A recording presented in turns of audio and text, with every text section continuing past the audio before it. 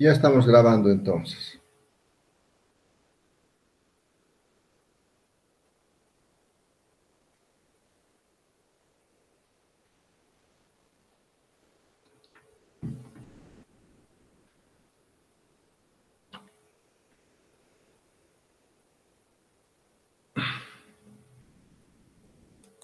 A ver, ¿estamos grabando? Sí, estamos grabando, no estoy presentando.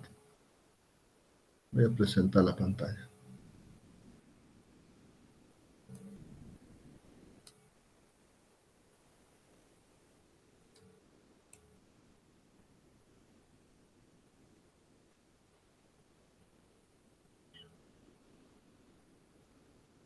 Ya estamos presentando la pantalla y ahora vamos a las diapositivas. Muy bien, entonces producción de cerveza vamos a ver, ¿ya? Am,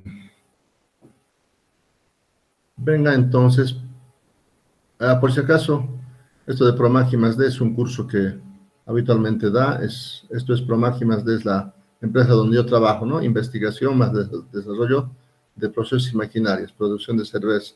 Aquí en las diapositivas muestro las materias primas, cebada, de diferente nivel de tostación, levaduras, lúpulo, agua y me da cerveza, ¿no? No es cebada, malta ya. Malta más levaduras del género Saccharomyces, Saccharomyces cerevisiae, lúpulo, agua, nos da cerveza, ¿no? Vamos a ir a lo siguiente, un poquito de dónde viene la cerveza, un poco de historia, ¿no? La cerveza es una de las bebidas fermentadas más antiguas de la civilización. Su historia se confunde entre la leyenda y la mitología. Los egipcios atribuyen su invención al capricho de Osiris, ¿no? El dios de la agricultura. En cambio, otras tradiciones sostienen que fue la diosa Arthur quien elaboró con sus propias manos la cerveza. Numerosos antropólogos aseguran que hace 100.000 años el hombre primitivo elaboraba una bebida a base de raíces, cereales y frutos silvestres, que antes masticaba para desencadenar una fermentación alcohólica, ¿no? O sea, primero era masticar para hidrolizar y luego fermentar. Actualmente es una de las bebidas más consumidas, siendo la República Checa, Alemania, Austria los países que más toman, con una ingesta media por habitante de 150 litros por año, ¿no? Todavía esto va hasta 190, casi 200 litros por año. Dato actualizado es casi 190 litros por año. Bolivia tiene un consumo per cápita de 90 litros por año. En otros países no ves gente que se ha emborrachado porque tiene una cultura de consumo diferente, mientras que en Bolivia tenemos otra cultura. Sus propiedades benéficas para la salud están siendo reconocidas cada vez más, ¿no? Cuando son tomados moderadamente, por personas sanas y adultas. También eso hemos hablado, ya que es consumo moderado, de acuerdo al peso y el tiempo, ¿no? Muy bien, vamos a ver el proceso industrial. Entonces, ¿cómo es que nosotros, así, muy rápido, ¿no? Tenemos materias primas como la malta, la levadura, los adjuntos, agua y lúpulo. Estas son las materias primas para la cebada, ¿no? Para producir la cerveza. Malta, levaduras, adjuntos, agua bien tratada y lúpulo. Proceso de producción de la cerveza, productos cerveza de diferentes tipos. La cerveza es una bebida alcohólica que va de 2 a 8 grados Fahrenheit, no, de mayor consumo mundial, o sea, hay cervezas que tienen 2 grados hasta 8 grados. Alcanza a todos los estratos sociales. Producción no estacional, o sea, no es que se produce en verano y en invierno, no, se produce durante todo el año. Un, un proceso de producción continuo y motoriza una industria con una contribución económica más o menos de 250 millones de dólares por año. 250 mil millones, disculpen, 250 mil millones. Estamos cerca del billón americano. Materias primas. Las materias primas, los elementos básicos para la preparación de la cerveza son el lúpulo, la malta, la levadura, el agua. y los adjuntos, que aquí lo hemos llamado los aditivos de la malta. Los adjuntos son, ¿no?, materias primas ricos en hidratos de carbono o en azúcares, ricos en hidratos de carbono como el almidón y azúcares. Depende de cada región. En cada región, ¿qué es la materia prima que tiene mayor cantidad de azúcares o almidón y que sea barato? ¿No? En Bolivia puede ser azúcar mismo, azúcar industrial, puede ser arroz, puede ser maíz, ¿no? En Oruro una vez hicimos pruebas de quinoa de descarte de la exportación, excelente calidad y muy particular. Yuca, maíz, entonces depende qué se tiene, como, ¿no? En este momento la cervecería, las diferentes cervecerías que pertenecen al grupo este de Budweiser, que antes era Quilmes, ¿no?, la que operaba en Bolivia, hoy todas las empresas que tenemos en Bolivia, quitando a la Potosina, ¿no?, que es de propiedad nacional, es de una industria que pertenece a un grupo de Budweiser. Todavía Budweiser la vendió a otra más grande transnacional. Todos ellos están utilizando en Bolivia maíz. Todos ellos utilizan maíz, ¿no? Antes utilizaba, les dije, arroz y algo de azúcar directamente. Azúcar y arroz. Pero estos aditivos de la malta o adjuntos de la malta no entran más allá que en el 10%. Sustituyen a la malta en un 10 y hasta puede llegar hasta 15. Pero el poner de 10 para arriba hasta 15 ya le quita bastante la calidad. La mayor parte de las cervecerías caseras, ¿no?, están produciendo, la mayor parte de las cervecerías caseras, o sea, cervezas artesanales, están produciendo con malta 100% para tener buena calidad, ¿no?, y entrar al mercado. Malta 100%, no están utilizando aditivos, ¿no? Siguiente, vamos a hablar entonces de la cebada, ¿no? Muy rapidito. Es su principal ingrediente la cebada, es un cereal perteneciente a la familia de las gramíneas, ¿no? De las gramíneas, este es su orden Distichoques, ¿no?, la familia de las gramíneas a la que pertenece la cebada. Existen dos tipos de cebada, ¿no?, de malteo, de dos hileras y de 4 y 6 hileras. Hay variedades específicas para producir cerveza, ¿no?, de las que se distingue bien la Griñón y también la Gunter. De acuerdo a la estación de siembra, se clasifican en cebada de verano y cebada de invierno, ¿no? Seguimos con la cebada. La estructura del grano. Ustedes pueden ver aquí, entonces, la estructura del grano de cebada tiene una parte donde está toda la reserva alimenticia, se llama endospermo, ¿no? Aquí está el radical, ¿no? La epicotiledón, el cotiledón, que es la parte de la estructura de reproducción de la cebada, ¿no? Entonces, el endospermo y el embrión, ¿no? Todo esto es el embrión, ¿no? Aquí las raicillas, el escudete y la plúmula, ¿no?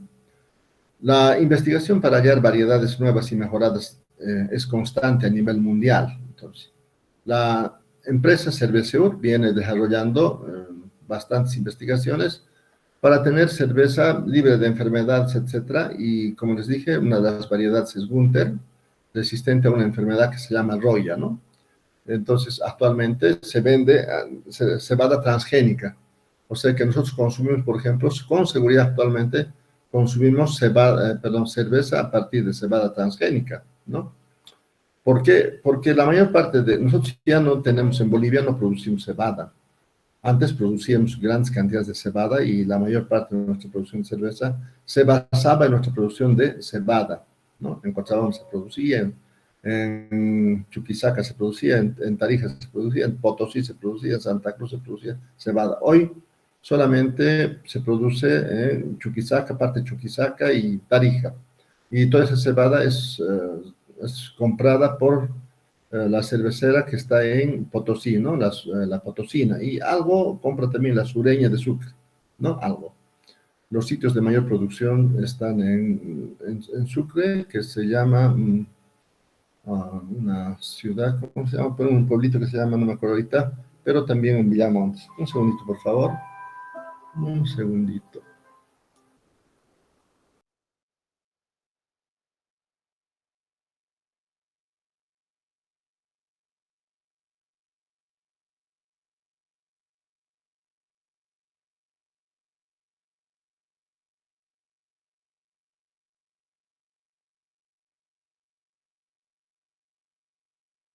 Disculpar, es que esta, mi hija mayor que es industrial, dice, quiero aprender pues, a hacer cerveza, por favor.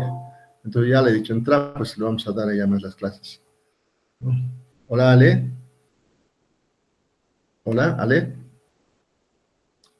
Ale. Ale, ¿cómo estás? Buen día. Hola, buen No me día. escucha. Buen día.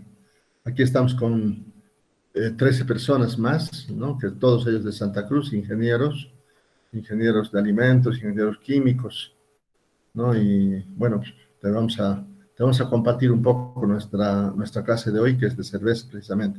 Ya estuvimos hablando de las materias primas, ¿no? Entonces, estamos hablando de las materias primas y la materia prima que tenemos es la principal, es la cebada. Entonces, hemos hablado de la cebada, las variedades, ¿no? Que hay empresas que se están ocupando de producir variedades cada vez libres de enfermedades, como esta variedad Gunther que se produce en grandes cantidades, pero actualmente con seguridad Monsanto, que es la empresa que hace semillas transgénicas, ya debe estar vendiendo, porque les comentaba que la cebada en Bolivia antiguamente se producía cebada en muchos departamentos, Cochabamba, Sucre, Potosí, Tarija, Santa Cruz, etcétera. Hoy la producción de cebada se ha restringido un poco a Sucre, también a Potosí y a, bueno, perdón, a Chuquisaca y Tarija, ¿no? En Chuquisaca hay una ciudad perdón, un pueblo, ¿no? Que no me estoy acordando el nombre, eh, que está en Camargo. Hay un pueblito muy famoso en producción de cebada, ¿no? Después en Tarija se produce, en Villamontes se produce bastante cebada y Potosí también. Y toda esa cebada se vende a la potosina y a la sureña de Sucre. Pero el resto que pertenece a una transnacional, les comentaba de Budweiser era antes, pero Budweiser lo ha vendido, no me acuerdo ahorita la línea a la que le ha vendido, todos ellos traen malta directamente, nada de cebada. ¿Y de dónde compran? De países de Europa del Este, como Rumanía, Yugoslavia, etcétera. Ellos son los principales productores de cebada. Pero no nos venden como cebada, sino como, nos venden como malta directamente, porque así tienen mayor valor agregado, ¿no? Muy bien, entonces hablé también un poco de la estructura del grano. Aquí tenemos el endospermo, donde se encuentra toda la reserva alimenticia. Cuando digo reserva alimenticia, aquí está el almidón, las proteínas, los lípidos de cadena larga, etcétera, que tienen que ser asimilables para que alimenten a quién. A esta parte que es la parte reproductiva, al germen que va a salir de aquí y a las raicillas. Entonces, ellos son los que esta reserva alimenticia se encarga de alimentar al germen y las raicillas durante la germinación, ¿no? Porque generalmente este grano se va a depositar unos 5, 8 centímetros por debajo de la tierra con una cierta humedad y ahí le va a salir el germen hasta tomar contacto con el sol, donde va a empezar a alimentarse solo, haciendo fotosíntesis. Pero, entre tanto, va subiendo todos sus 5 centímetros, toda esta reserva alimenticia va a hacer que se desarrolle ese germen de la cebada hasta que las hojitas tomen contacto con la radiación solar y las raicillas sepan absorber todas los fertilizantes, ¿no? Todos los minerales de la tierra. Entonces, para eso está esta reserva alimenticia. Generalmente aquí hay gránulos, muchos gránulos, donde está el almidón. Y nosotros esos gránulos los vamos a romper para liberar el almidón, ¿no? Bueno, la siguiente, entonces, seguimos con materia prima. materia prima que se obtiene a partir del grano de cebada, estoy hablando de la malta, ¿no? El cual es para obtener la malta hay que remojar, hay que germinar, luego de tener la germinación por medio del secado. Todo eso vamos a ver una vez que se ha logrado las modificaciones deseadas dentro del grano. Nosotros queremos que haya principalmente enzimas que logren transformar a las macromoléculas del endospermo en moléculas simples y asimilables para quién, para el germen. Eso es lo que queremos. Y para eso se germina, ¿no? Nosotros detenemos la germinación para que no toda la reserva alimenticia sea consumido por quién, sea consumido por el germen.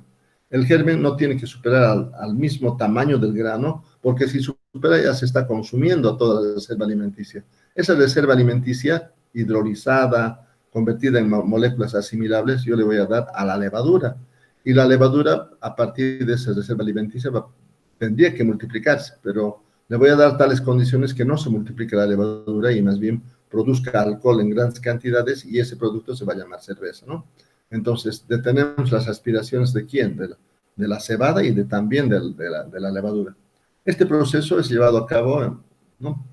El proceso de malteo, ¿no? Por las malterías. Durante el proceso de malteo se producen cambios bioquímicos, tremendos cambios bioquímicos en la estructura del grano de la cebada. Esos cambios bioquímicos dan lugar a ¿qué? Dan lugar a la generación de enzimas, enzimas que son necesarias para transformar las macromoléculas del endospermo en moléculas simples y asimilables. La capa proteica que rodea a los gránulos de almidón, una capita en el endospermo, es parcialmente degradada, ¿no? Permitiendo al almidón estar libre y disponible para la maceración. Entonces, nosotros vamos a liberar, que la vez que comemos algún cereal, tenemos que liberar almidón, ¿no? Por ejemplo, maíz, hacemos mote para liberar almidón. Pan, hacemos el amasijo del pan para liberar almidón, porque si no, de lo contrario, va a ser difícil. Nosotros, ¿dónde convertimos el almidón en azúcar? En la boca, con la tialina de la saliva, ¿no? Muy bien, el malteo aumenta el nivel de enzimas en el grano.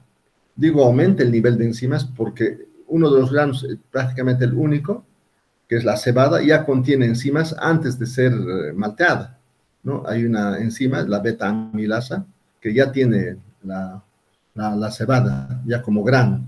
Entonces, al hacer el malteo, nosotros estamos aumentando el nivel de enzimas. Y de eso un poco, de cómo se generan y qué hacen, de eso vamos a hablar, ¿no? Entonces, el malteo entonces aumenta el nivel de enzimas en el grano, las que son indispensables para la degradación del almidón, o sea, la hidrólisis. Y también a las proteínas hay que degradarlas en aminoácidos, sustancias menos complejas, ¿no? Como los azúcares van a venir de la degradación del almidón en maltosa, y también puede venir glucosa, y de la proteína los aminoácidos. El grano malteado es blando, ya es muy blandito, es frágil de moler, o sea, fácil de moler, en comparación con el grano de la cebada. También el grano malteado ya tiene un gusto dulce, porque parte ya ha sido hidrolizado, no fue convertido en maltosa por acción de las enzimas, las beta-amilasas, las alfamilasas y las glucanasas. Aquí nosotros podemos ver lo siguiente, ¿no? Aquí tenemos el cotiledón, el ápice, ¿no?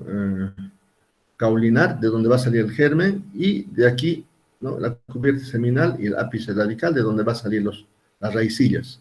Aquí, en este sistema reproductivo, hay un ácido llamado ácido giberélico, que es la que activa, la que promueve, la que, si quieren, la que estimula, ese es el término, estimula la generación de enzimas.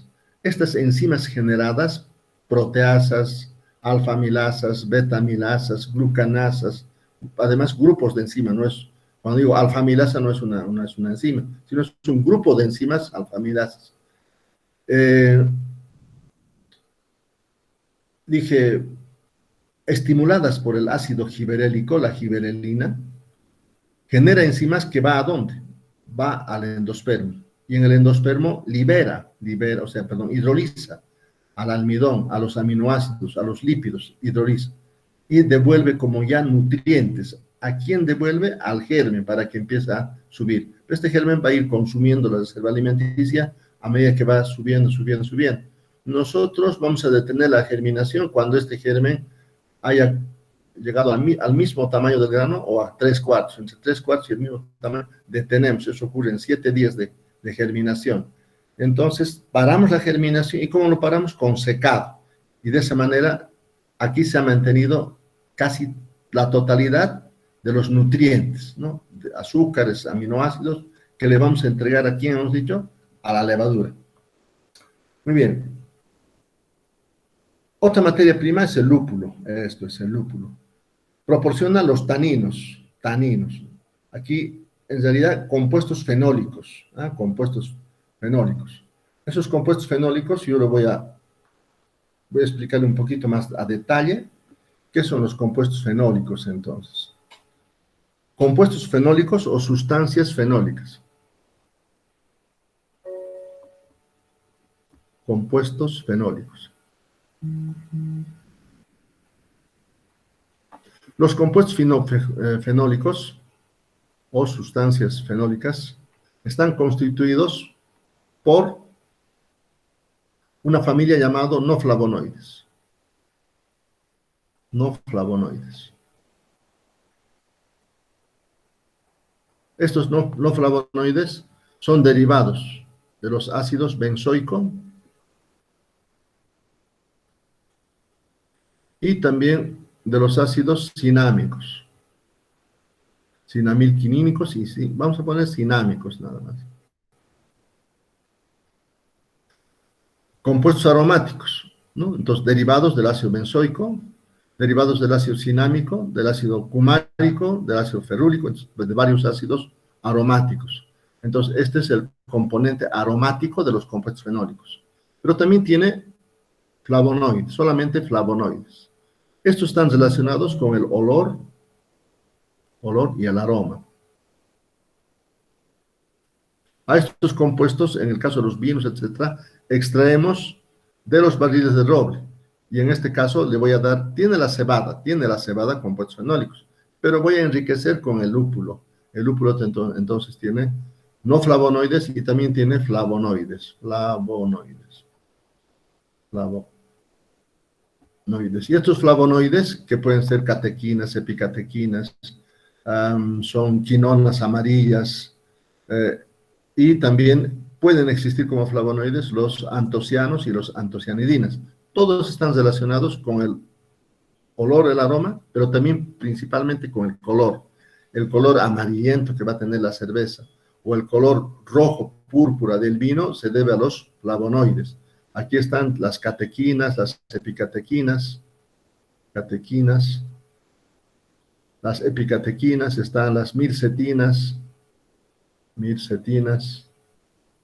¿no? Y otro grupo que está constituido por los antocianos, que nada que ver con en los granos. En los granos no hay antocianos. Y antocianidinas. Estos más bien están en las frutas. Ya estoy haciendo todo esto porque de todo esto no vamos a hablar ya en las frutas. Antocianidinas, cianidinas.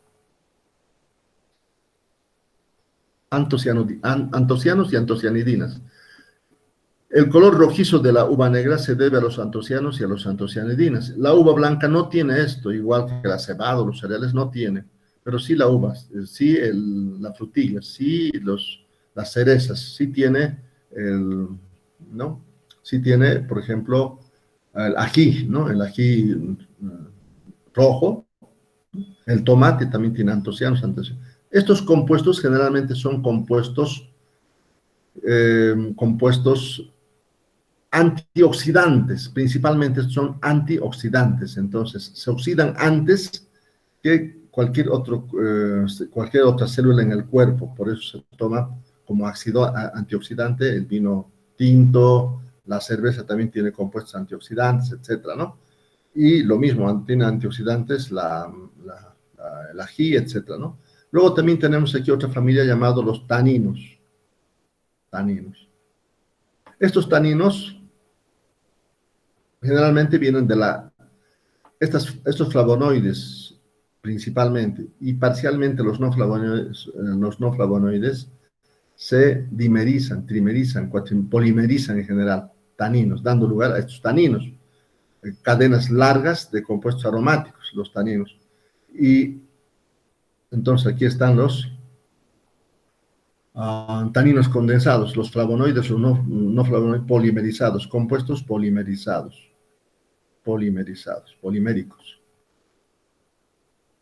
Que estos están relacionados, dije, con el color, ¿no? Aquí lo que primaba era el color de los... Y aquí el gusto amargo, astringente. Amargo o astringente también se dice. Amargo, astringente.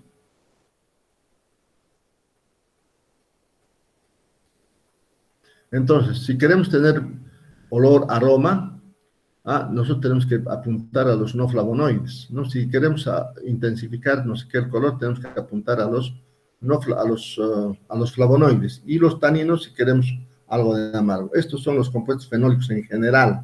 En general, el lúpulo es un concentrado de compuestos fenólicos. Y tenemos dos tipos de lúpulo que vamos a usar. El aromático, que tiene mayor concentración de esto, pero al pasar el tiempo, la temperatura se va a volver en tanino. Si tú aumentas la temperatura, se va a dimerizar, polimerizar y se va a convertir en tanino. Entonces, en lugar de aroma, vas a tener sustancia amarga nada más. Y los flavonoides también se dimerizan, trimerizan, polimerizan y forman taninos que le van a dar gusto amargo, se vuelve amargo. Estamos extrayendo ahorita aromas, ¿no? Del copoazú y demás. Les digo siempre, por favor, vas a tener cuidado que no se vuelva amargo, que no se vuelva astringente. Probar el tiempo de maceración no puede ser mayor a un tanto, porque estos compuestos, de ser compuestos aromáticos, se están polimerizando, se están dimerizando, trimerizando, formando taninos y dándole una sustancia amarga. Si lo dejas mucho tiempo, entonces vamos a tener, en lugar de aromas, amargos. Eso es lo que estamos buscando en el caso de la práctica que estamos haciendo para obtención del licor. Venga, entonces estuvimos hablando de lúpulo, ahora sí ya podemos decir. Proporcionan los taninos, hay taninos como el pirogalol, catecol, resinas y aceites esenciales, ¿no? Aceites esenciales son aromas, ¿no? Por ejemplo, aceites esenciales,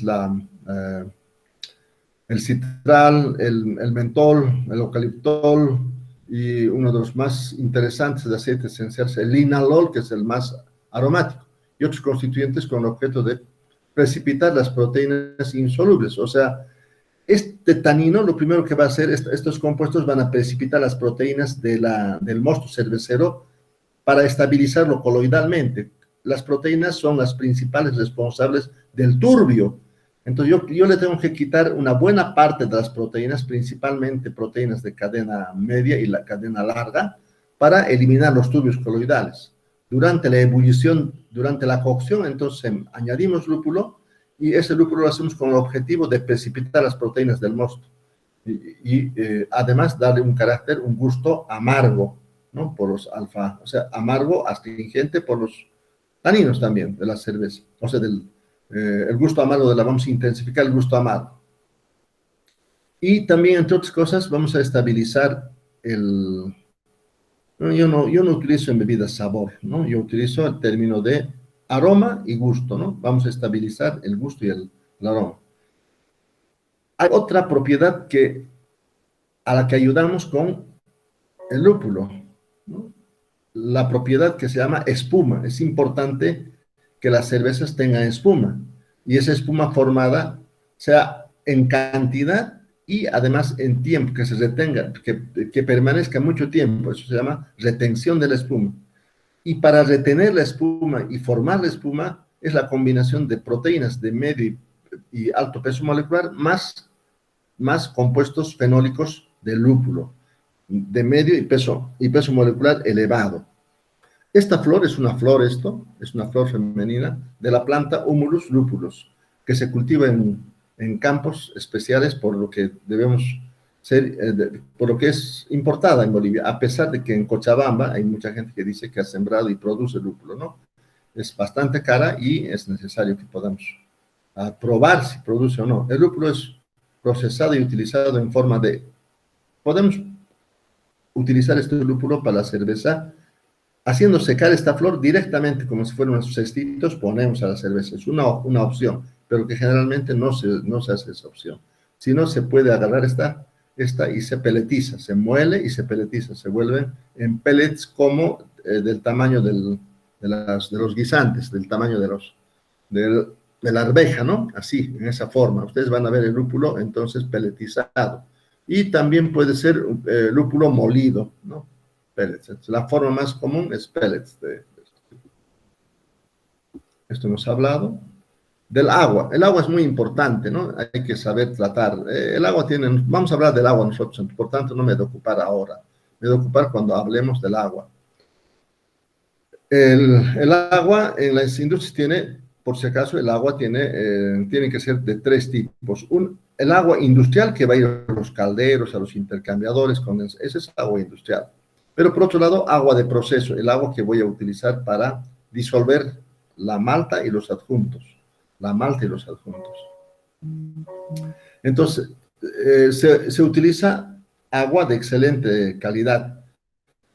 Desde el punto potable, libre de microorganismos, ¿no? Y con minerales de más o menos, no muy concentrados, pero sí con una concentración media de minerales y demás. Habitualmente aquí en Bolivia tenemos tres fuentes. Una que es la de cordilleras, deshiele de cordilleras. Otra que el agua viene de las lagunas, ¿no? Cochabamba tiene ahora la laguna esta Misicuni, viene de ahí el agua. Y también viene de muchos pozos. La mejor agua es aquella que viene del agua de deshiele de cordilleras, de los glaciales, ¿no? De los glaciales de las cordilleras. Esa es la mejor agua. Por ejemplo, en Cochabamba, Taquiña está ubicado en las faldas del Tunari. Las aguas de deshiele del Tunari son las que utiliza Taquiña, ¿no? Lo mismo que en Oruro, la Huari también utiliza agua de deshiele de cordillera. La Paceña también, en Santa Cruz, que utiliza agua de pozo, ¿no? Las aguas de pozo son las menos favorables, lamentablemente. Se extrae de manantial. Pero entonces, no es que no me sirve, pero tengo que hacer tratamiento, mientras que los tratamientos son menores, ¿no? Y cuando vamos a usar de un pozo, mínimamente tiene que haber 140 metros de profundidad, hasta 80, 100, y dependiendo del tipo de suelo. Santa Cruz es arcillosa, entonces necesitas más profundidad, 120, 140, porque hasta esa altura de 120, las bacterias y microorganismos patógenos y demás se logran filtrarse, dependiendo del suelo. Si el suelo es muy arcilloso, se filtra más, más arena, arenisca. Pero cuando es gredoso, entonces se filtra, o sea, la profundidad es menor. Pero para arenisca, 120, 140, ¿no? Y luego esta agua se tiene que tratar quitándole los sólidos en suspensión, parcialmente los sólidos solubles y también potabilizando, ¿no? Entonces, el agua es tratada en plantas de alta tecnología, donde se le quita, he dicho, los sólidos en suspensión, se le quita hierro, manganeso, hasta una concentración menor a 0,1 partes por millón. Se le quita parcialmente los sólidos disueltos y se potabiliza, ¿no? Todas esas plantas están... Nosotros vamos a hablar de todo esto en el tema de aguas, ¿no? Muy bien. Las materias primas son generalmente almacenadas, porque la malta y demás se compra esos productos de temporada y se compra para todo el año y por tanto va a almacenamiento. Una vez que la malta ingresa a la cervecería, es sometida a un riguroso proceso de limpieza y selección, ¿no? Selección, y va a almacenamiento. Y además selección por el tamaño de grano. La malta es almacenada en silos enormes, ¿no? Especialmente diseñados para mantener permanentemente la calidad de esta materia prima durante todo el año. A continuación vamos a ver el proceso muy rapidito, cómo es así a grandes rasgos, después a profundidad. Entonces aquí tenemos materias primas, estas materias primas que son, dije, cebada, adjuntos, lúpulo y levaduras, ¿no? Esas son las materias primas. Por otro lado, el agua. Estas materias primas son correctamente almacenadas y después de haber almacenado, sufre operaciones en vía seca para transformar en malta. Esa malta se muele. En Bolivia dije, ya no se hace malteo, sino directamente se compra malta y aquí entonces se muele con un molino especial, se hace la maceración, se filtra, se hace la cocción, se enfría el mosto ya bien cocido, se enfría, se centrifuga para separar los turbios, ¿no? Se enfría, se centrifuga y se lleva a fermentación, fermentación 1, fermentación 2 o maduración, y luego de ahí se saca, se filtra, se carbonata y se embotella, ¿no? Se embotella. Aquí las botellas, aquí en Sudamérica estas botellas se pasteurizan. En Europa, principalmente en los países cuya temperatura media es bastante baja, no se pasteuriza. La cerveza no pasteurizada es mucho más agradable que la cerveza pasteurizada. ¿Y por qué pasteurizamos? Para poder conservar a las temperaturas que habitualmente nosotros manejamos, 20, 25 grados, 30, a veces hasta 30 grados. Si no estuviera pasteurizada, habrían refermentación, habrían problemas en la botella. Mientras que en Europa, en Europa en general, las temperaturas medias del ambiente están entre 5 y 10 grados y esa temperatura no va a haber fermentación, no hay necesidad de pasteurización. Todo esto vamos a ver a detalle entonces a continuación. Aquí está un diagrama de flujo que empieza con las etapas. Hay etapas. Operaciones en vía seca, una etapa. Operaciones en vía húmeda, otra etapa. Operaciones de fermentación es tercera etapa. Luego, estabilización coloidal, filtración, cuarta etapa, ¿no? Y finalmente el envasado. Entonces, aquí vamos a hablar acerca de las operaciones en vía seca, ¿no? Que es la cebada, transformar en malta. La cebada se transforma en malta. La característica principal de la malta es que tiene enzimas.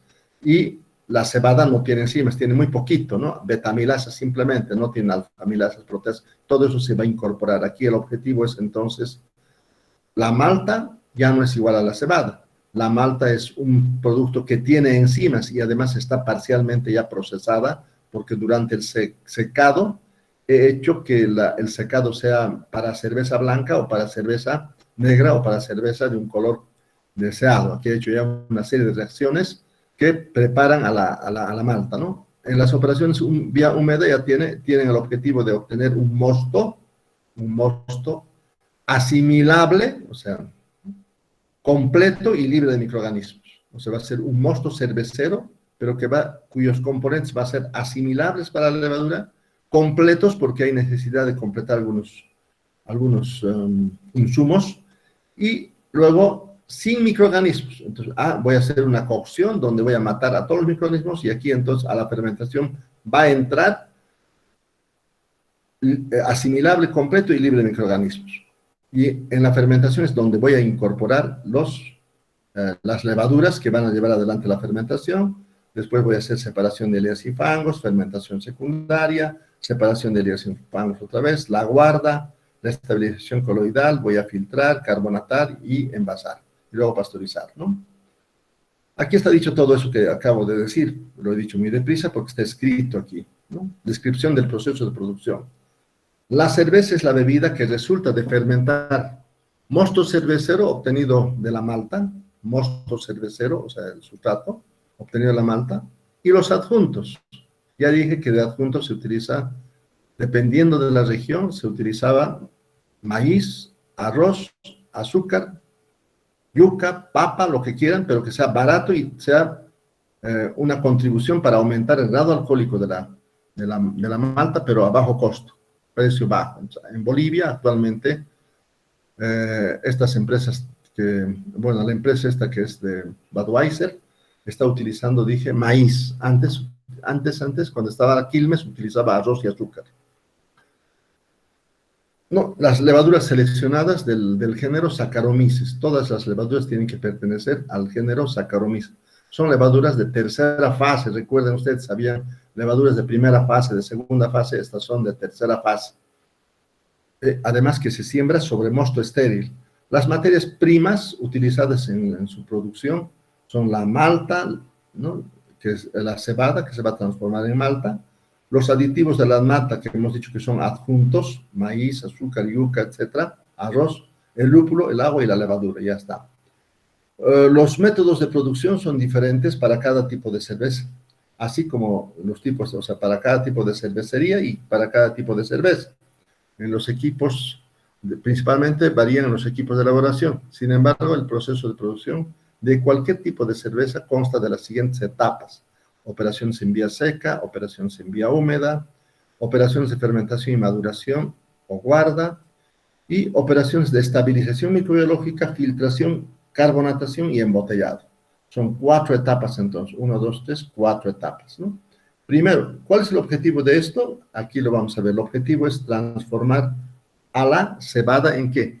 En malt. El objetivo de esta operación, de las operaciones en vía seca, las operaciones en vía seca, todas, tienen el objetivo de transformar la cebada en malta. La diferencia en que la malta tiene enzimas, además tiene ya un color preparado, tiene un gusto, un sabor a malta ya.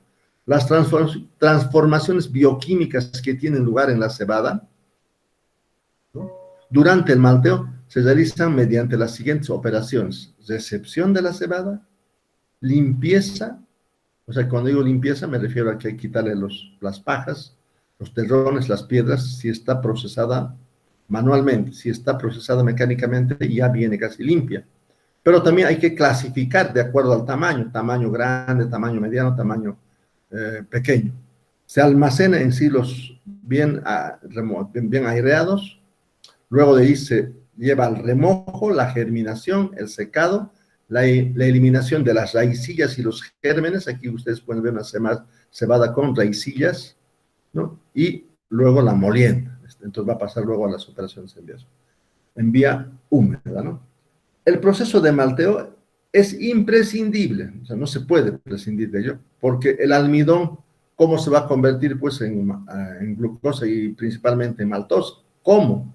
Si no existirían las enzimas. Es imprescindible, porque ahí vamos a generar esas enzimas que van a transformar el almidón en maltosa, a las proteínas en aminoácidos.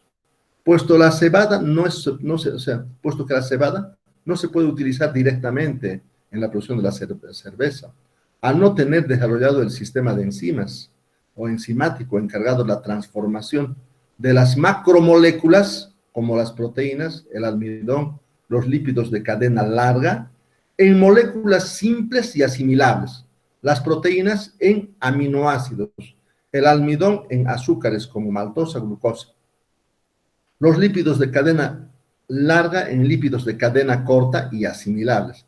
Este proceso se realiza en las malterías, en las mismas instalaciones, o sea, las malterías están en las mismas instalaciones donde se lleva adelante el proceso de producción de la cerveza.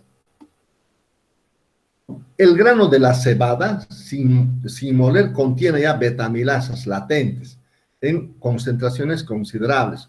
Durante el malteo, las enzimas se solubilizan totalmente. Por otra parte, las alfamilasas se producen durante el malteo como respuesta al ácido giberélico, ¿no?, que estimula su producción, que produce el embrión durante la germinación. Entonces, el ácido giberélico es producido ¿por quién? Por el embrión. Este ácido es producido, que estimula, ¿no?, aquí hay una capa, ¿no?, una capa un tanto proteica y de grasa, lipoproteica. Este ácido va a estimular a esta capa de donde van a salir las enzimas. Muy bien, entonces, aquí estamos estimulando con el ácido giberélico la producción de enzimas.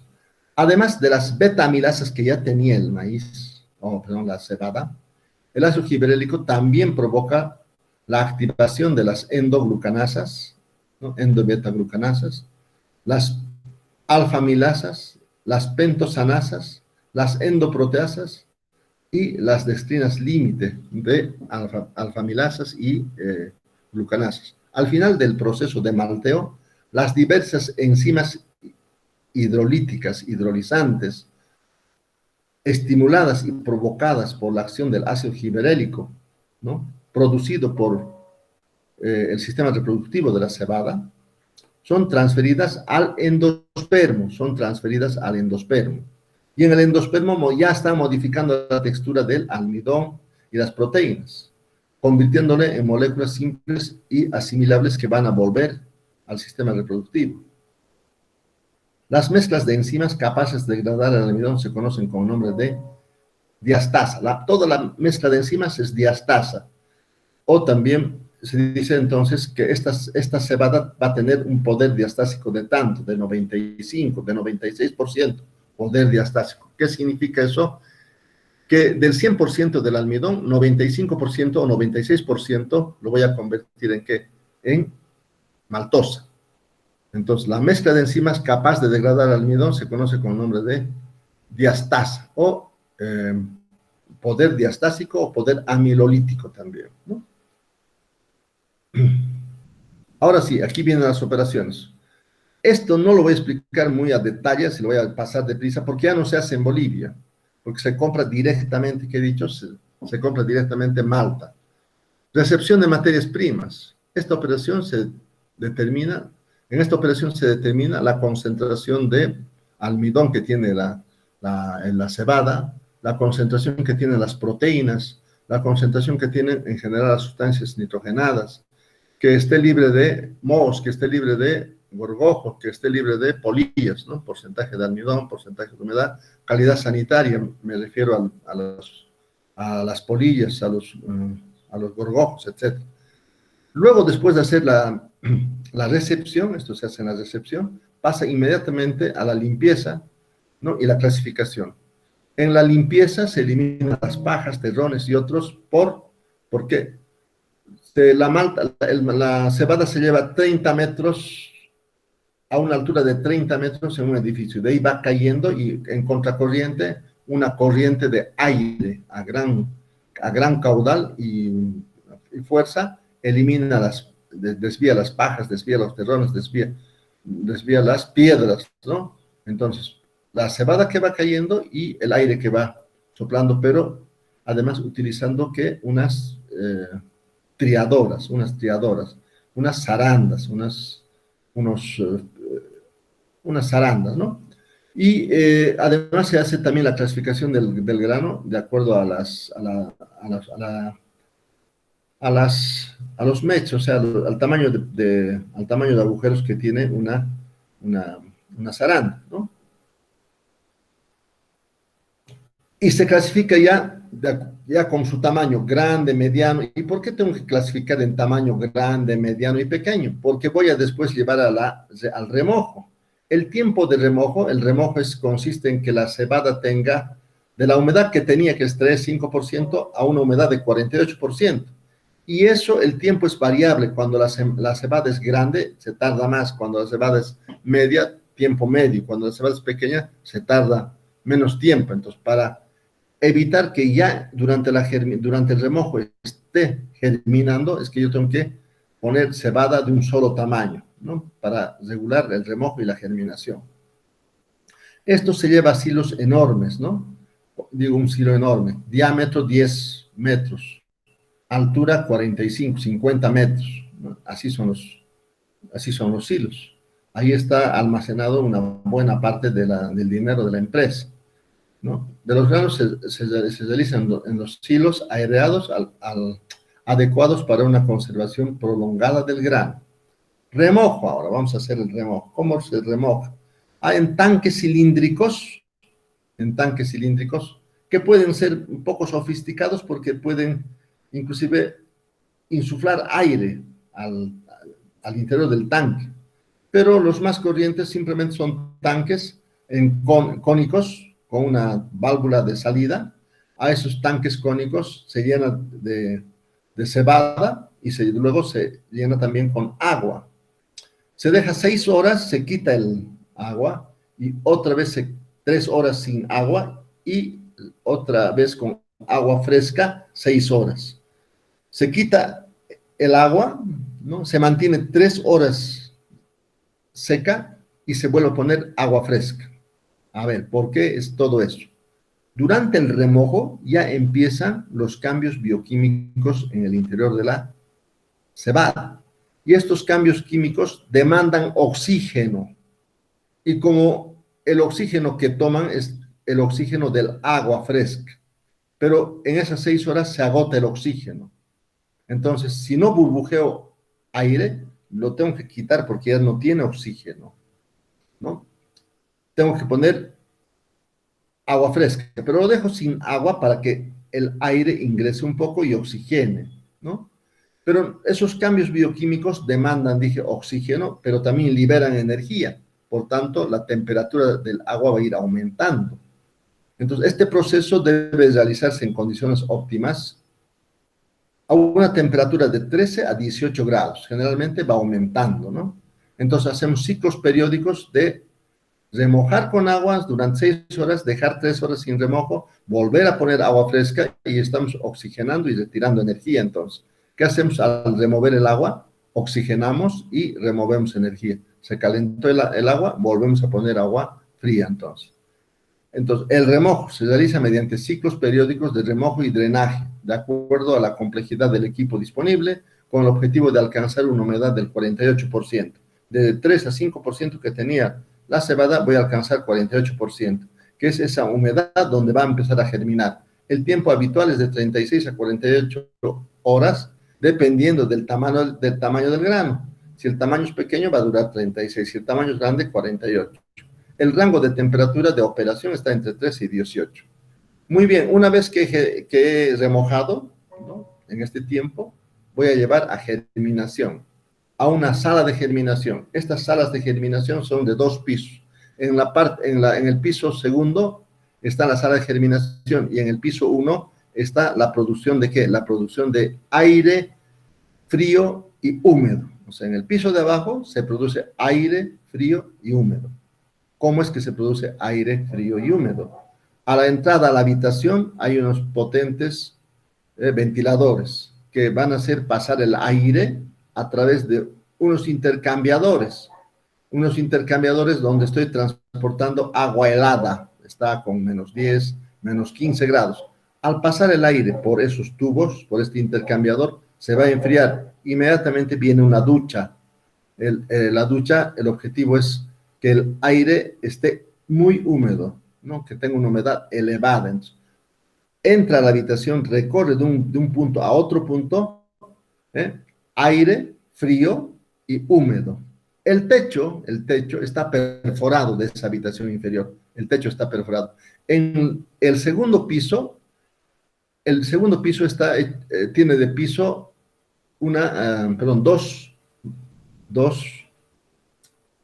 dos planchas de acero inoxidable, perforados simétricamente.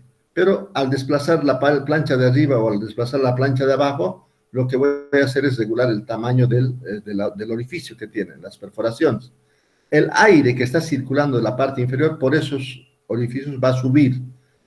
Está dividido en 7 compartimentos lo de arriba. En el primer compartimento se deja 30 centímetros de altura de la cebada remojada, ¿no?, durante un día. Después de ese día, entonces ya va a empezar la germinación.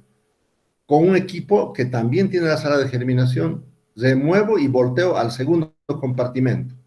Al día siguiente, remuevo y llevo al tercer compartimento, así durante 7 días.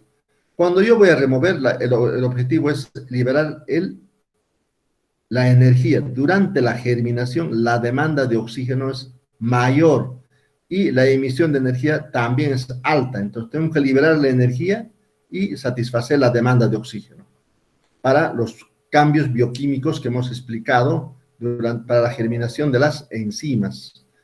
Si no pusiera yo aire húmedo y frío, se va a secar la cebada y al secarse no va a germinar. Yo tengo que mantener una humedad del 48% y una temperatura de 13 a 18 también. No puede ser más. A esa temperatura se va a hacer la germinación. Y entonces, en el primer compartimento va a estar un día, en el siguiente otro día, en el siguiente otro día, 7. Y así el producto final se llama malta verde. Pero si yo sigo más tiempo, entonces va a crecer más el germen. Y el germen se lo va a consumir toda la reserva alimenticia del endospermo. No quiero eso, entonces voy a esperar a que el tamaño del germen sea igual al de la cerveza, o al de la cebada, o que haya tenido una altura de 3/4 del tamaño del grano, 3/4. Cuando ha logrado eso, ya tengo prácticamente las enzimas bien desarrolladas y no se ha tocado mucho la reserva alimenticia del grano, ¿no? Entonces, muy facilito. Tiene como objetivo desarrollar las transformaciones bioquímicas de importancia en el grano, donde se generan, se solubilizan y se transportan las enzimas de la malta, con un gran desprendimiento de calor y demanda de concentraciones elevadas de oxígeno, ¿no? A causa de los diferentes metabolismos. Esto se llama transformaciones bioquímicas. Si ustedes hicieran solamente un curso de maestría en cebada, o perdón, en cerveza, que nos llevaría, digamos, mucho tiempo, pero solo de la cerveza, la parte más complicada es estudiar las transformaciones bioquímicas dentro del proceso de germinación, dentro del proceso de malteo. Eso es lo más complicado, ¿no? Se realiza sobre un piso donde se deposita una capa de 20 a 30 centímetros de grano. La sala de germinación está equipada con un sistema de rastrillado y volteo regular, ¿no? Ese sistema de rastrillado y volteo airea y lo pasa al siguiente compartimento, Un sistema de aireación y enfriamiento que permite eliminar el calor y satisfacer la demanda de oxígeno. Del piso inferior ¿qué entra? Aire húmedo y frío. A eso me refiero cuando digo un sistema de aireación y enfriamiento que permite eliminar el calor y satisfacer la demanda de oxígeno. El rango de temperaturas en el que debe ocurrir va desde 13, que empezó, hasta 18, que terminó. Al cabo de 7 días obtenemos malta verde y tenemos que parar la germinación. ¿Cómo paramos? Por secado. Secado entonces. El secado es una operación tremendamente importante en la industria de los alimentos en general. El secado se practica generalmente para conservar los alimentos, ¿no? Nosotros, en el caso de la producción de cerveza, el secado cumple dos objetivos, ¿no? Tiene como objetivo detener la germinación del grano, ese es el principal objetivo, y conservar, ¿no? Generalmente se hace con el objetivo de conservar, pero aquí es detener la germinación y conservar la malta. Esta operación se realiza mediante un programa apropiado de tiempo y temperatura. Yo tengo que saber que cuando tengo que secar un producto, tengo que estudiar la composición de ese producto. ¿Por qué tengo que estudiar la composición de ese producto? Para saber cuál de los componentes es más lábil a la temperatura. Una vez identificados los componentes más lábiles a la temperatura, no puedo superar con la temperatura por encima de la temperatura de desnaturalización del componente más lábil. Voy a hablar con mayor sencillez. El componente más lábil de la malta verde son las enzimas. Y de las enzimas todavía el más lábil son las proteasas, que resisten una temperatura cuando está muy húmedo, no pasa de 45-50, cuando está muy húmedo. Pero cuando está seco, pueden aguantar hasta temperaturas de 80, porque adquieren una forma coagulada y soportan esa temperatura. Estoy hablando de las proteasas, que son el componente más lábil de las enzimas. Luego están las betamilasas, que soportan temperaturas un tanto mayores, y están las alfamilasas, que van a soportar temperaturas de 100 grados. Pero cuando están muy húmedas, no van a ir más allá de los 80, 90 grados, 90 y tantos grados, ¿no? A ver, entonces, ¿qué es lo que he dicho? Que para secar tengo que identificar a los componentes más lábiles a la temperatura para evitar la desnaturalización. ¿Qué es la desnaturalización? Se modifica la estructura del componente de tal manera que cuando quiera bien la levadura o el hombre quiera que le sirva ese componente, ya no le sirve porque esa proteína está modificada. Ya no entonces va a ir como proteína, ya está completamente inutilizado. La termolabilidad de los componentes no solo depende de la temperatura, es una función de la temperatura y la humedad, ¿me entienden? Por eso se hace un programa tiempo, temperatura, humedad, o temperatura, humedad, tiempo, ¿me entienden? Entonces, no solo depende ¿de qué? De la temperatura, depende también de la humedad. Cuando la humedad es baja, se hacen más resistentes. Cuando la humedad es alta, son más lábiles. Entonces depende. Por tanto, hay que hacer el secado variando la humedad, considerando la termolabilidad una función de la humedad y la temperatura. Las enzimas, les dije que eran las más frágiles a la temperatura y también a la humedad, ¿no? El secado se realiza entonces en secadores apropiados, con aire caliente. Las temperaturas tienen que ser bien controladas cuidadosamente a objeto de secar la malta verde lo más rápidamente posible, sin destruir y desnaturalizar las enzimas producidas durante el malteo, puesto que son vulnerables cuando el grano está húmedo. Por tanto, cuando la humedad es del 48%, la temperatura no puede ser mayor a 40 grados. ¿Por qué? Porque estando con esta humedad, las proteasas se van a desnaturalizar, imagínate, a 40 grados, a más de 40 grados. No puede ser más allá de 40 grados. Las proteasas se van a desnaturalizar. Entonces, pero por otro lado, a 40 voy a tardar un montón de tiempo y voy a gastar mucha energía. Entonces, ¿qué voy a hacer? Voy a hacer un programa. Primero, voy a hacer que esta humedad baje hasta un 21% y voy a subir la temperatura. Después voy a bajar hasta que tenga 11% y voy a subir la temperatura. Voy a bajar hasta que la humedad sea 3% y voy a subir la temperatura. De esa forma estoy cuidando que las enzimas no se desnaturalicen. La actividad enzimática durante esta fase, especialmente de proteasas y las alfamilasas y las betamilasas, se encuentra potenciada, desarrollándose calores como consecuencia de una reacción de la formación de aminoácidos y azúcares, ¿no? Que producen las llamadas melanoidinas, ¿no? Que producen las llamadas melanoidinas.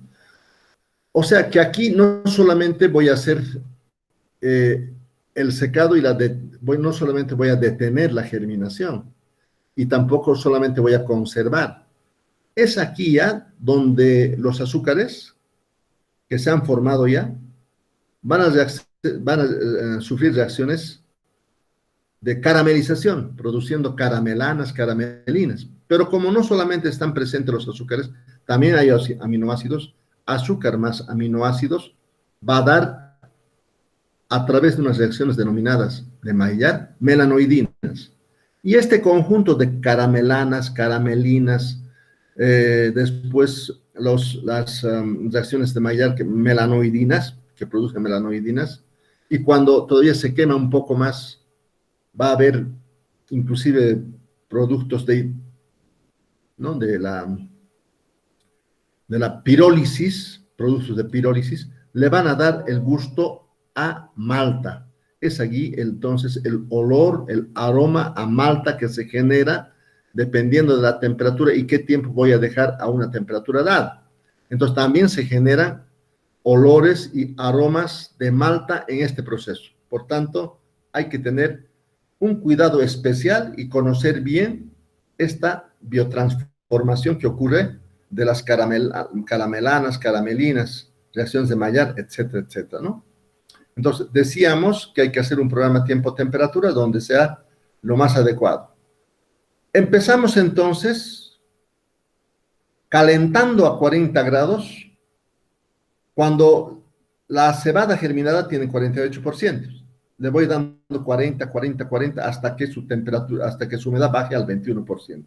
Cuando la malta alcanza una humedad del 21%, ahora ya puedo elevar la temperatura para agilizar. La temperatura lo voy a subir hasta 60, porque a 21 con 21% las proteasas no se van a desnaturalizar si yo subo hasta 60. En este periodo las proteínas se hacen estables. En este periodo las proteínas se hacen estables. Digo proteínas porque las enzimas son lipoproteínas, lo que se denomina punto de ruptura. Cuando la humedad disminuye hasta el 11%, se puede elevar la temperatura hasta 70. Entonces, ha bajado la temperatura a la humedad hasta el 11, pero con una temperatura de 60, hasta 11. Cuando ha llegado a 11, elevo la temperatura ¿hasta cuánto? Hasta 70. y a 70 mantengo hasta que la humedad baje al 3 al 5%. ¿Por qué no digo 3 o 5? Porque esto no depende del secado, esto depende de la temperatura, pero de la humedad ambiental. Si la humedad ambiental, como en Santa Cruz, es elevada, no he de poder bajarle más del 5%. Si la humedad es, como en Cochabamba, Sucre, es seca, 40%, 45%, entonces le puedo bajar hasta 3%, pero no he de poder bajar hasta cuando la humedad ambiental es alta. Cuando la humedad ambiental es baja, es que le puedo bajar. Entonces esto ya depende de la humedad ambiental, porque lo que no le puedo quitar a la cebada es su humedad de equilibrio, y esa humedad de equilibrio depende de la humedad del ambiente. Entonces, a temperatura de 70 he logrado que se llegue a la humedad de equilibrio, 3 a 5%. La temperatura se puede elevar ahora hasta 80, a 80 grados, ¿no? Cuando estoy con 3 a 5%, elevo, y ahí mantengo el tiempo que sea necesario para tener ya. Si elevo a 80 y lo dejo, cerveza blanca. Si mantengo 5, 10 minutos, cerveza con color medio. Si me paso de 5 a 10 minutos o un poco más, cerveza de color, cerveza negra, ¿no? Cerveza negra. ¿Qué está haciendo que sea la cerveza negra, cerveza blanca? Las reacciones de qué? De Maillard, entre azúcares más aminoácidos, por reacciones de Maillard me producen melanoidinas. Y esas melanoidinas me van a dar el color amarillo, amarillo intenso, o el color café de la cerveza negra, ¿no?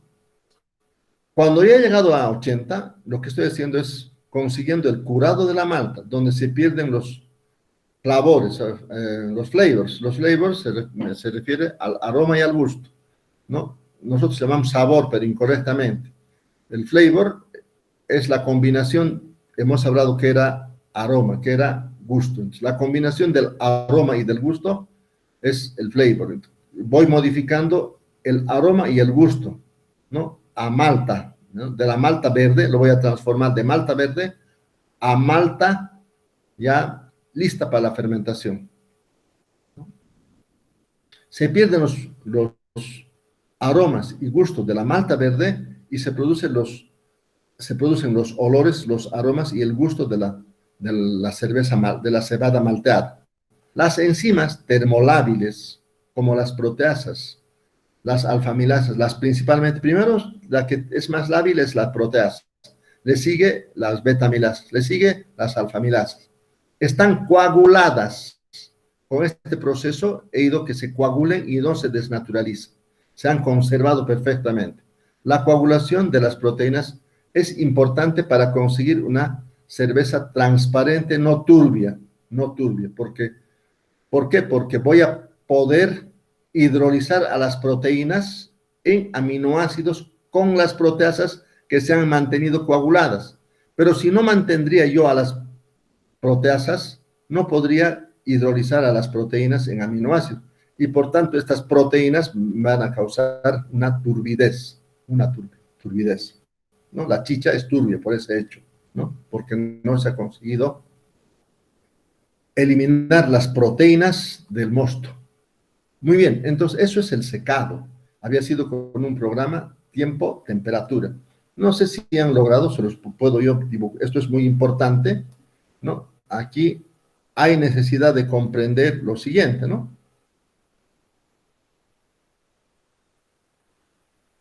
Aquí ay, perdón, está muy grueso, chueco. Vamos a tomar un lápiz más delgadito. Eh,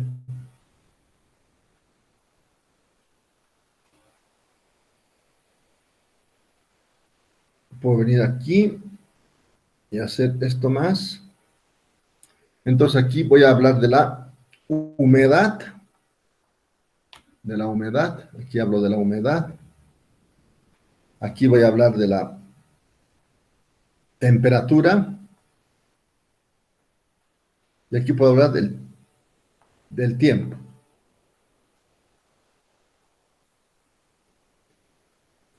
Entonces, cuando la humedad de la malta verde es 48%, eso es humedad. La temperatura no puede ser más de 40 grados. 40 grados centígrados voy a mantener durante un tiempo. Esto va a ir, a 40 grados va a ir bajando, bajando, bajando la humedad. ¿Y va a bajar hasta cuánto entonces? Va a bajar hasta 21%, he dicho. Hasta 21%. Esto va a ser entonces 21%. Después voy a seguir bajando hasta 11%. Después voy a seguir bajando hasta 3 a 5%, 3%, digamos. Yo la temperatura he de mantener, ¿a cuánto? A 40. He de mantener a 40, 40, 40, hasta llegar a 20, digamos, 40. Esto es 40%, o 40 grados. 40 grados centígrados.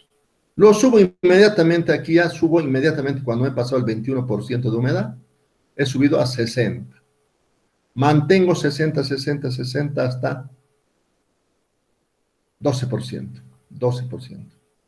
Y aquí sigue 60. Cuando he llegado a 11 puedo subir hasta 70.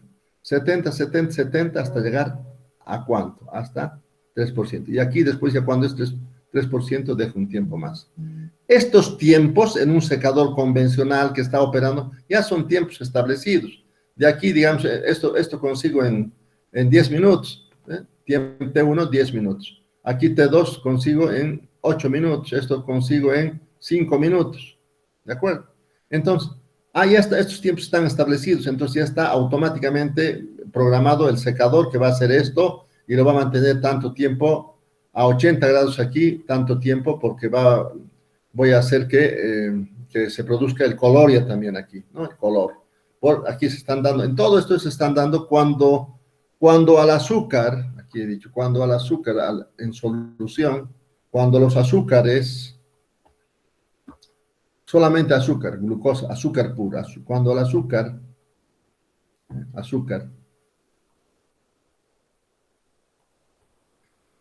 le doy calor por encima de 35, 40 grados, se producen unas reacciones de caramelización. Caramelización. Produciendo caramelanas. Caramelinas.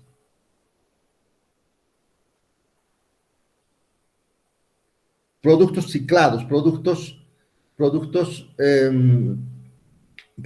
deshidratados, pero una cantidad enorme de productos, caramelinas, hidroximetilfurfural, etcétera, etcétera.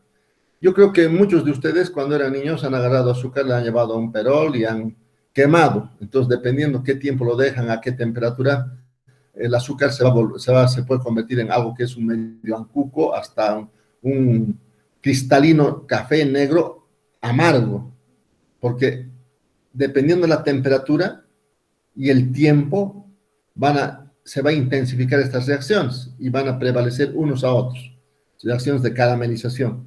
Pero por otro lado, azúcares, ¿qué es lo que más se da? Más grupos amino, NH, 2 puntos, grupo amino, del aminoácido o de cualquier otro compuesto, grupo amino nada más necesitamos, por reacciones denominadas de Maillard, se producen las famosas melanoidinas.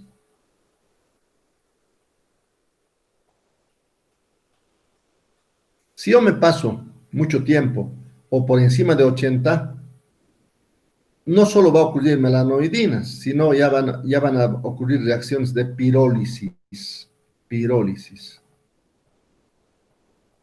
En los barriles de roble, yo requemo intencionalmente para que hayan productos de pirólisis.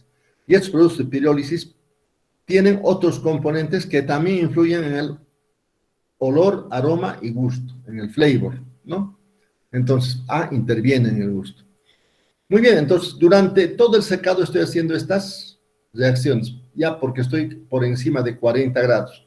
Por encima de 40 grados ocurren estas dos reacciones. Por encima de 80 grados ocurren estas reacciones de pirólisis. Después de haber hecho el secado se elimina las raicillas, se pone a través de un tubo con un,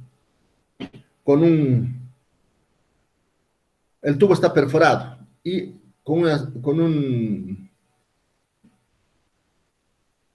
el tubo está o sea, un tubo perforado por cuyo interior tenemos un tornillo sin fin, eso es, tornillo sin fin que va a arrastrar a la cebada seca con raicillas y con germen. Y al arrastrar y remover, al hacer fricción, se va a romper la raicilla y se va a romper los gérmenes completamente. Se va a producir un polvo. Como ese tubo está perforado, ese tubo va a estar dentro de un canal inclinado. Entonces, del canal inclinado va a salir un polvo de malta y del tubo va a salir cebada sin germen, o sea, malta sin germen y sin raicillas, solo con un color. No le va a pasar nada, prácticamente no va a estar ni oscuro nada, si la cerveza va a ser blanca. Un poquito oscuro, si va a tener una intensificación un poco más. Y va a ser un tanto café, si es que voy a producir cerveza negra, ¿no? Entonces, las raicillas y el germen es importante eliminarlos. ¿Por qué? Porque producen unos olores extraños, olor a acroleína, ¿no? Una vez curada la malta, ¿no? Curada se dice cuando está a 80 grados por buen tiempo la malta, se produce el enfriamiento y la eliminación de las raicillas y los gérmenes en forma de polvo de malta. Luego se transporta a los silos donde se va a almacenar durante meses en condiciones adecuadas de humedad y aireación, ¿no? 4 grados de temperatura, perdón, de humedad, temperatura 20 grados y aireación óptima.